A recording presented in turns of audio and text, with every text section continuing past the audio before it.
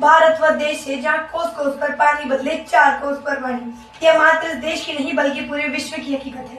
नमस्कार, मैं नंदिनी गौतम राजकीय कन्या महाविद्यालय 12 की छात्रा हूँ और विषय एक राष्ट्र एक चुनाव पर अपने विचार व्यक्त करती हूँ।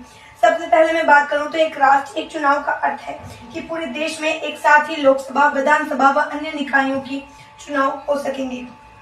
यानी मतदाता लोकसभा और विधानसभा के सदस्यों को चुनने के लिए एक ही दिन एक ही समय पर या चरणबद्ध रूप से अपना वोट डाल सकेंगे।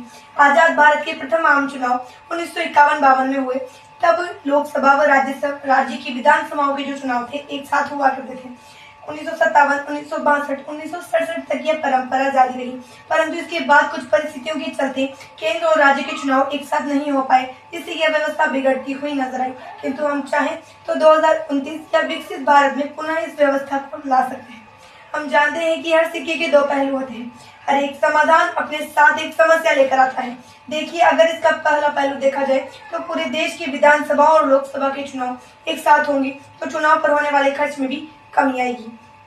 और यही अगर हम इसके दूसरे पहलू को देखें तो देखिए, राष्ट्रीय और राजकीय स्तर पर मुद्दे अलग अलग होते हैं और अगर हम चुनाव कराएं एक साथ चुनाव कराएं तो वोटर्स के फैसले पर असर पड़ेगा।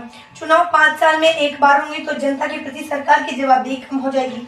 अभी की स्थिति में लोकसभा चुनाव जीतने वाले इन पार्टियों को डर होता है कि अगर अच्छे से काम नहीं करेंगे तो विधानसभा में दिक्कत होगी। अगर लोकसभा 5 साल से पहले ही बंद कर दी जाएगी तो क्या होगा, इसका भी कोई उत्तर नहीं है। देखा जाए तो इसका जो दूसरा पहलू है उसे नजरअंदाज बिल्कुल नहीं किया जा सकता।